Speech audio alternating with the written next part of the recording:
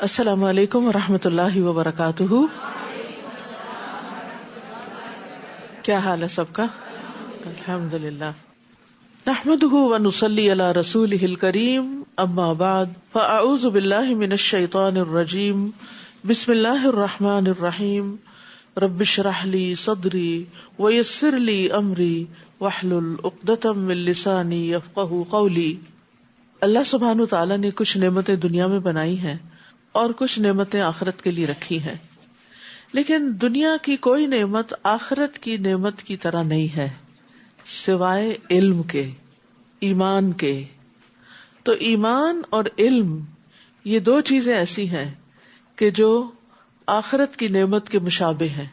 یعنی انسان کے اندر جب ایمان آتا ہے اور ایمان جاگتا ہے تو دل کو جو حلاوت محسوس ہوتی ہے، جو خوشی محسوس ہوتی ہے، وہ خوشی انسان جنت میں بھی محسوس کرے گا اور اس ایمان کی وجہ سے محسوس کرے گا.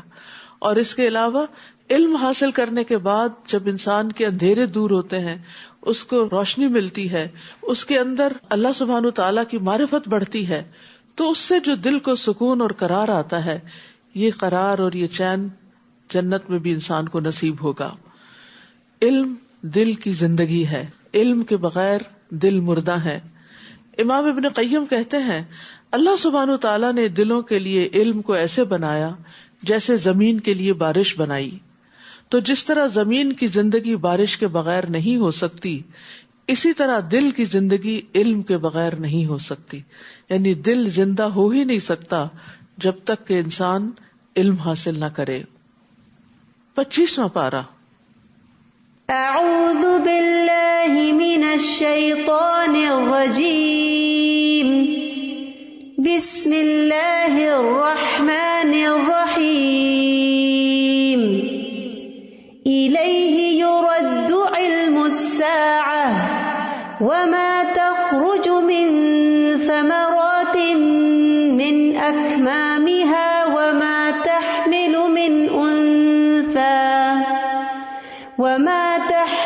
من انثى ولا تضع الا بعلمه ويوم يناديهم اين شركائي قالوا آذناك ما منا من شهيد. شروع کرتی ہوں اللہ کے نام سے جو بے انتہا مہربان نہایت رحم فرمانے والا ہے. قیامت کا علم اللہ ہی کی طرف لوٹایا جاتا ہے، اور جو بھی پھل اپنے شگوفے سے نکلتا ہے، یا کوئی مادہ جو حاملہ ہوتی ہے یا بچہ پیدا کرتی ہے، تو یہ سب کچھ اللہ کے علم سے ہوتا ہے. اور جس دن اللہ ان مشرکوں کو پکار کر پوچھے گا کہ کہاں ہے میرے شریک، تو وہ کہیں گے ہم آپ سے عرض کر چکے کہ آج ہم میں سے کوئی ایسی گواہی دینے والا نہیں، اور اس سے پہلے جنہیں وہ پکارا کرتے تھے ان سے گم ہو جائیں گے، اور وہ یقین کر لیں گے کہ اب ان کے لیے کوئی جائے پناہ نہیں ہے. یہاں پر اللہ سبحانہ تعالیٰ کے وسیع علم کا ذکر کیا جا رہا ہے، اور خاص طور پر ان امور کا ذکر کیا جا رہا ہے جن کا علم اللہ تعالیٰ کے ساتھ خاص ہے، جنہیں اس کے سوا کوئی نہیں جانتا. جس میں سب سے پہلے الیہ یرد علم الساعہ، کہ قیامت کا علم اسی کی طرف لوٹایا جاتا ہے. یعنی انبیاء، مرسلین، فرشتے، باقی ساری مخلوق اس بارے میں عاجز ہے اور اپنی بے بسی کا اقرار کرتے ہیں کہ کسی کو بھی یہ علم نہیں کہ قیامت کب آئے گی.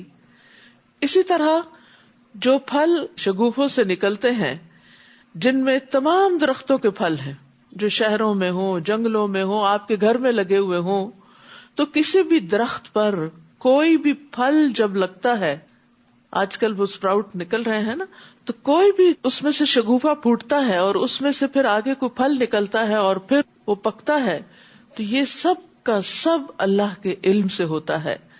اسی طرح کوئی مادہ، کوئی فیمیل حاملہ نہیں ہوتی، چاہے بنی آدم میں سے ہو یا حیوانات میں سے ہو، مگر یہ کہ اللہ تعالیٰ کو پتا ہوتا ہے کہ کون کون کہاں پریگننٹ ہو گیا ہے. اور اسی طرح کوئی بچہ نہیں پیدا ہوتا، لیکن یہ کہ اللہ کے علم میں ہوتا ہے. تو یہاں یہ بات کہنے کا مقصد کیا ہے کہ اللہ تعالیٰ کا علم اتنا وسیع ہے، اس کے مقابلے میں لوگوں نے اللہ کے مد مقابل جو ہستیاں قرار دے رکھی ہیں، جن کو اللہ کا شریک قرار دیتے ہیں، تو وہ سب کیا علم رکھتے ہیں؟ کچھ بھی علم نہیں رکھتے. تو جس کے پاس علم ہی نہیں ہے وہ الہ بننے کا مستحق کیسے ہو سکتا ہے؟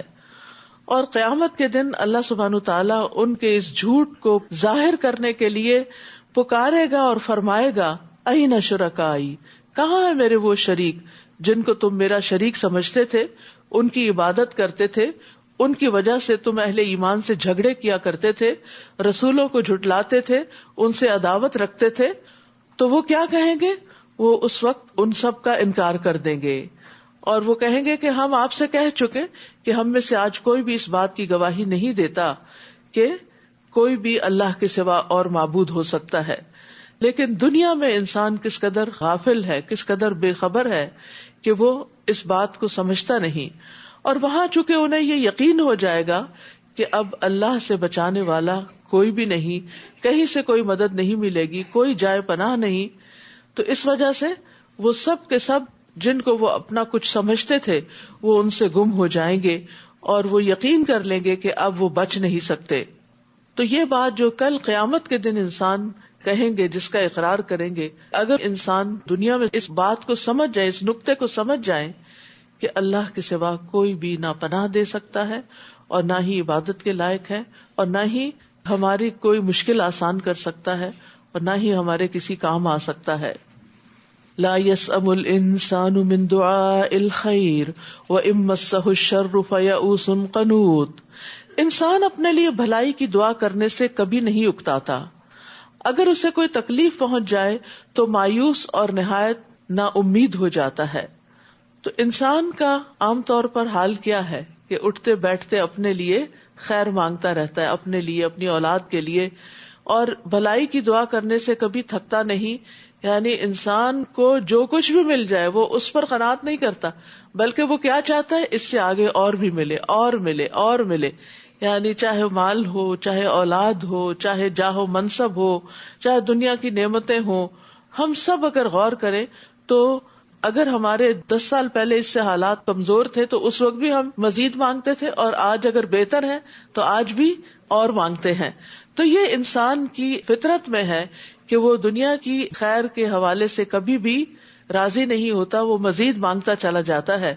نبی صلی اللہ علیہ وسلم نے فرمایا اگر ابن آدم کو ایک وادی سونے کی بھر کے دے دی جائے تو وہ دوسری کا خواہش مند ہو جائے گا کہ ایک اور مل جائے، اور اگر دوسری دے دی جائے تو تیسری کا خواہش مند ہوگا.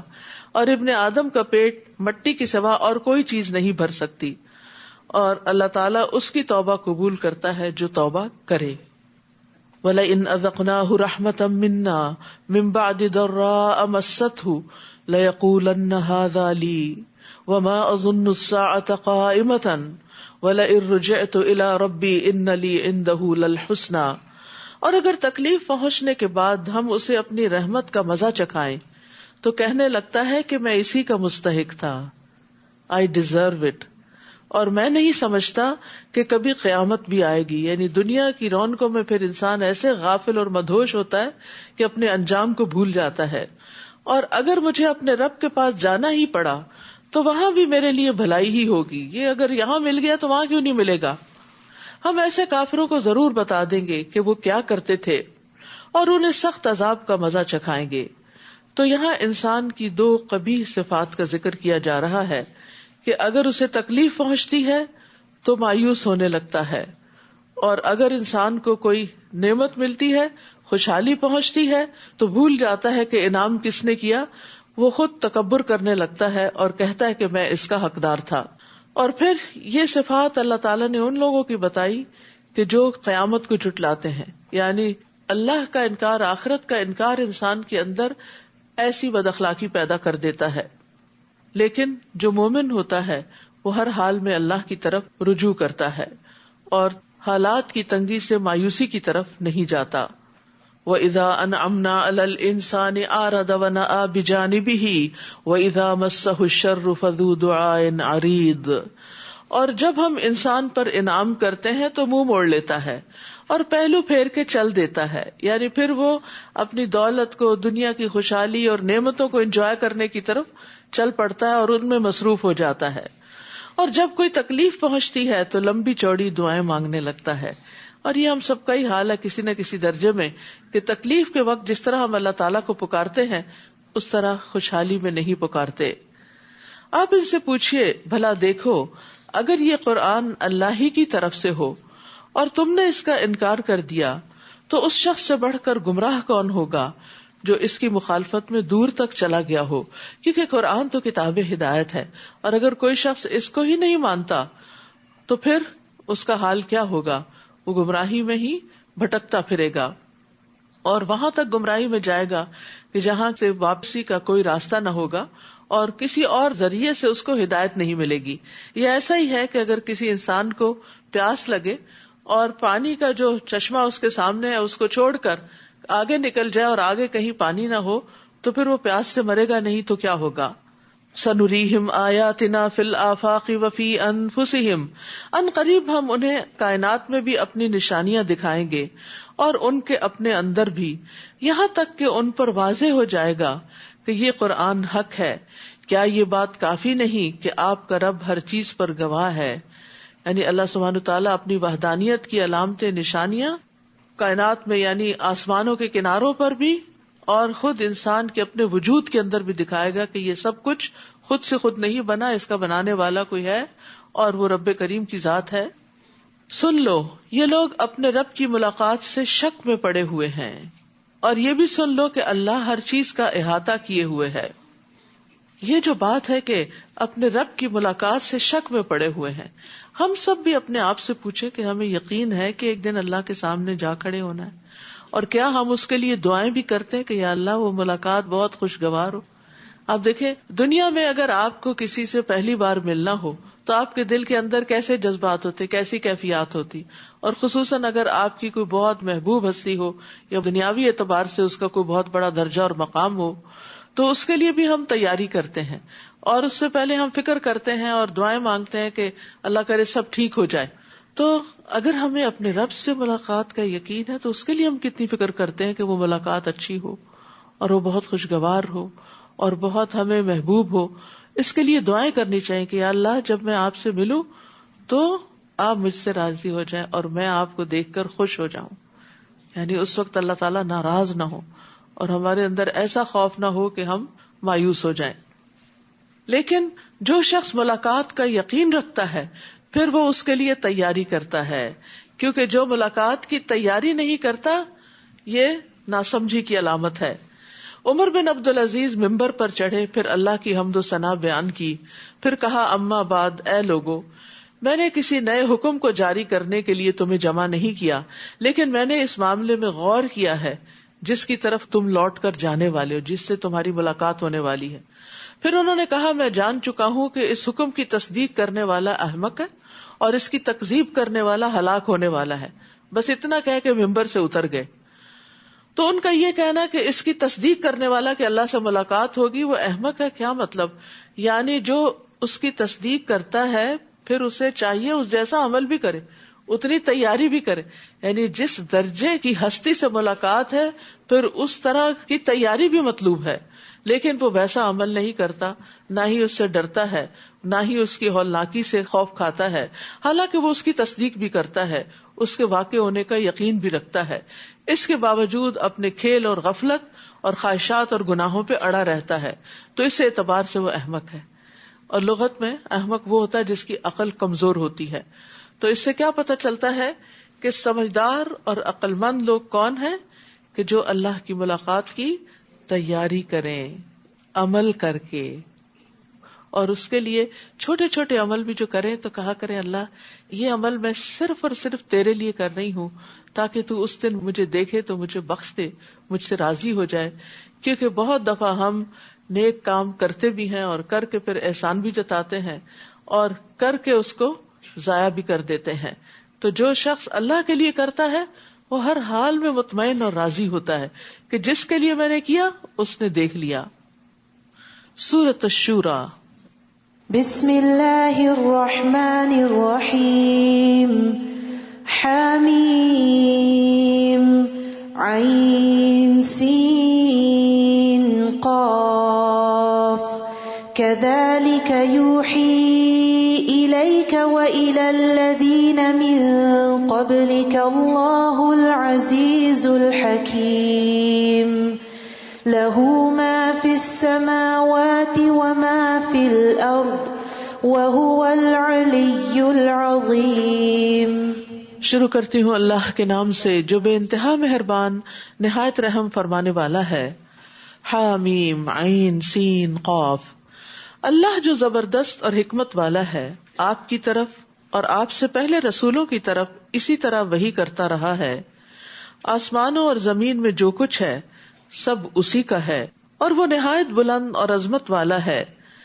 جو کچھ یہ مشرکین کہتے ہیں، قریب ہے کہ آسمان اوپر سے پھٹ پڑے اور فرشتے اپنے رب کی حمد کے ساتھ اس کی تسبیح کرتے ہیں اور زمین میں رہنے والوں کے لیے بخشش طلب کرتے رہتے ہیں. سن رکھو، اللہ ہی بخشنے والا اور رحم کرنے والا ہے. اور جن لوگوں نے اللہ کے سوا سرپرست بنا رکھے ہیں، اللہ ہی ان پر نگران ہے، آپ ان کے ذمہ دار نہیں. اور اسی طرح ہم نے آپ کی طرف یہ قرآن عربی زبان میں نازل کیا تاکہ آپ اہل مکہ اور اس کے گرد و پیش والوں کو ڈرائیں اور انہیں جمع ہونے کے دن سے بھی ڈرائیں جس کے واقع ہونے میں کوئی شک نہیں. اس دن ایک گروہ تو جنت میں جائے گا اور دوسرا دوزخ میں. اگر اللہ چاہتا تو انہیں ایک ہی امت رہنے دیتا، مگر جسے وہ چاہتا ہے اپنی رحمت میں داخل کرتا ہے، اور ظالموں کے لیے نہ کوئی کارساز ہوگا نہ مددگار.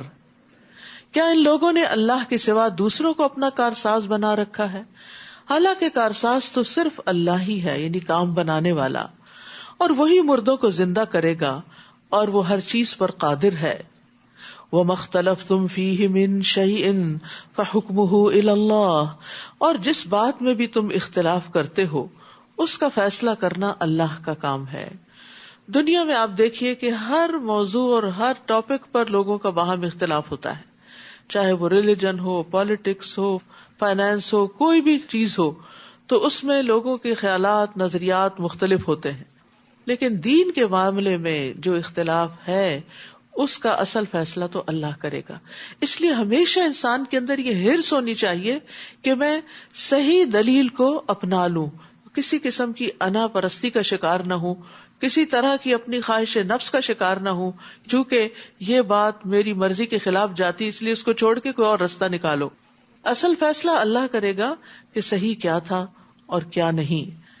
وہی اللہ میرا رب ہے، میں اسی پر بھروسہ کر چکا اور اسی کی طرف رجوع کرتا ہوں، جو آسمانوں اور زمین کو پیدا کرنے والا ہے، جس نے تمہارے لیے تمہاری اپنی جنس سے بھی جوڑے بنا دیے اور چوپایوں کے بھی اسی طرح.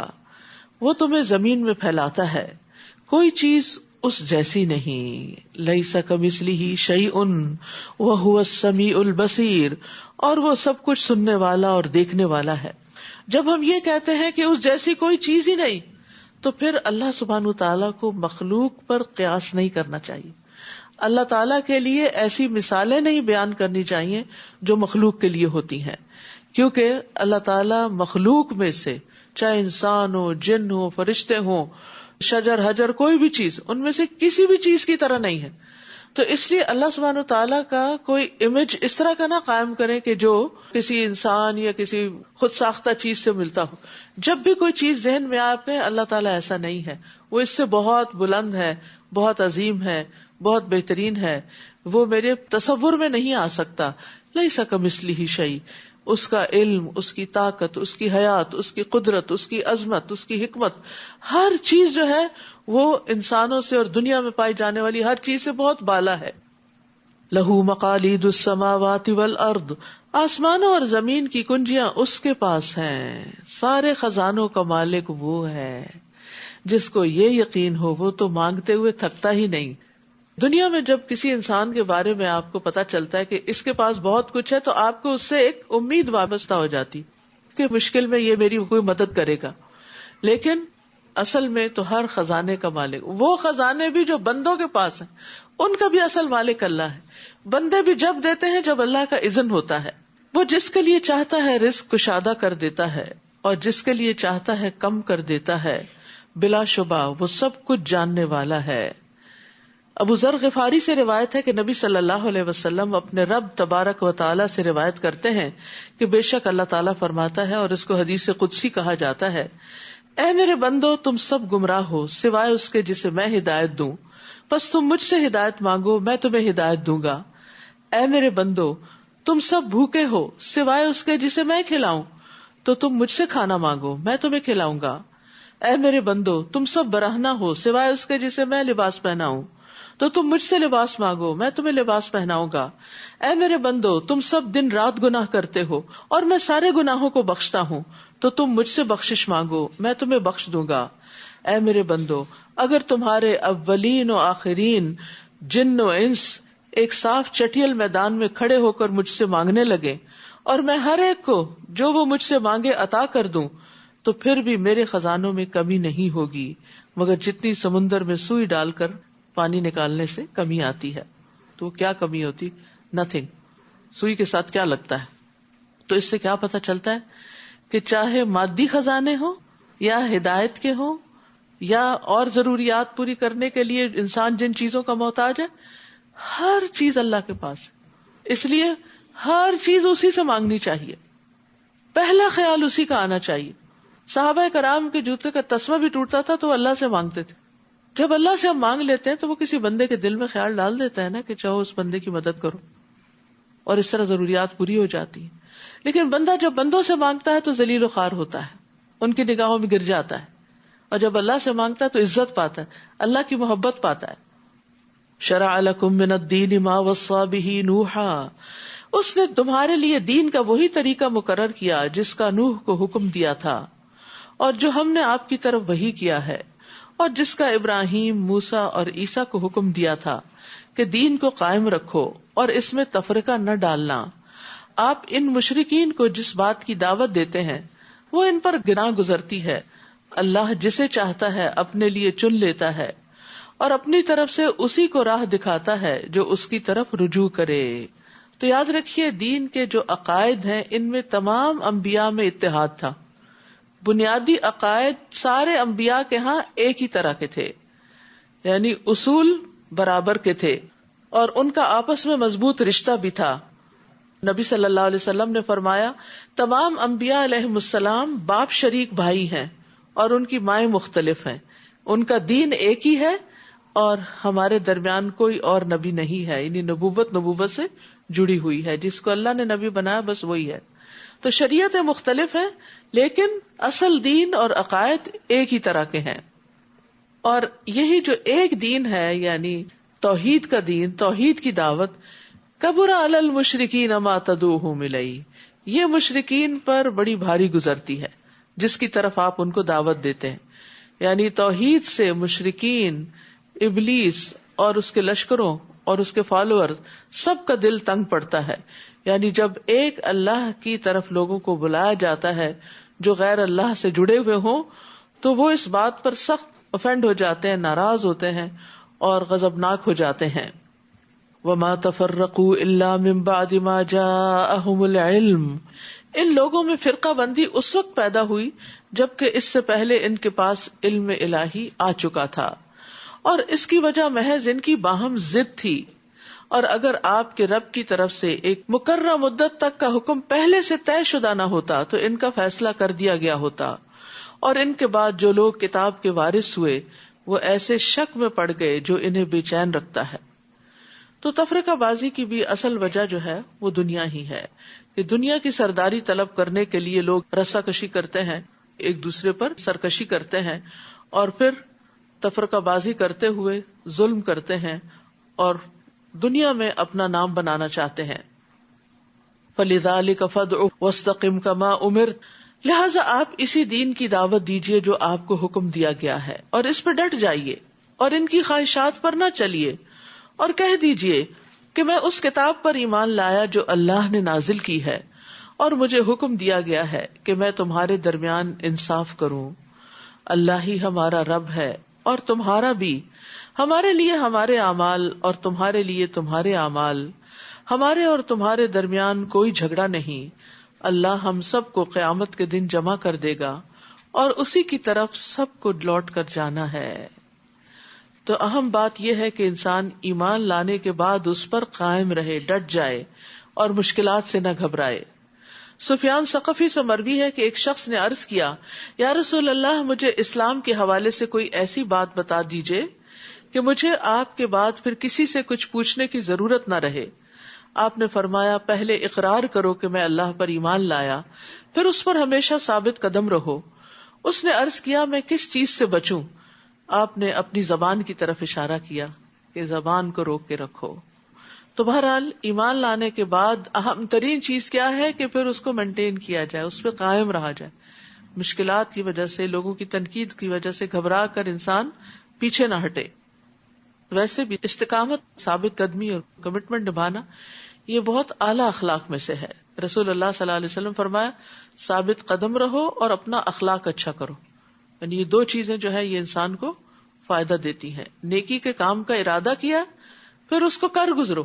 یہ نہیں ہوتا کہ آپ نیکی کرنے چلیں اور آپ کے راستے میں کوئی مشکل نہ آئے۔ آزمائش تو ضرور ہوگی، کسی نہ کسی طرف سے امتحان تو ضرور آئے گا۔ اور یہ امتحان کیوں آتا ہے؟ یہ اصل میں دیکھنے کے لیے آتا ہے اس بات کو کہ آپ کتنے سچے ہیں اپنے اس نیکی کے کام میں۔ کیا آپ واقعی اللہ سبحانہ و تعالیٰ کے لیے کر رہے ہیں، یا پھر آپ دکھاوے کی کر رہے ہیں، یا لوگوں کی نظر میں آنے کے لیے، یا کوئی اپنی شان بڑھانے کے لیے؟ کیونکہ جو شخص اللہ کے لیے کام کرتا ہے اس کی راہ میں کوئی چیز پھر حائل نہیں ہوتی، وہ چلتا چلا جاتا ہے اور اس راستے پر مرتے دم تک قائم رہتا ہے۔ اور جو دنیا کے کسی بھی مفاد کے لیے کام کرتا ہے، جب وہ دیکھتا ہے کہ مجھے وہ مفاد حاصل نہیں ہو رہا، تو انسان پھر اس کام کو چھوڑ بھی دیتا ہے۔ جیسے دنیا میں آپ کوئی بزنس کرتے ہیں، وہ کامیاب نہ ہو تو آپ اسے چھوڑ کے کوئی اور شروع کر دیتے ہیں۔ تو ایسے ہی کچھ لوگ دین کا نام اس لیے لیتے ہیں کہ وہ بظاہر یہ شو کرتے ہیں کہ اللہ کے لیے کر رہے ہیں سب کچھ، لیکن مطلوب کچھ اور ہوتا ہے، اور جب وہ مطلب پورا نہیں ہوتا تو اس کام کو ہی چھوڑ دیتے ہیں۔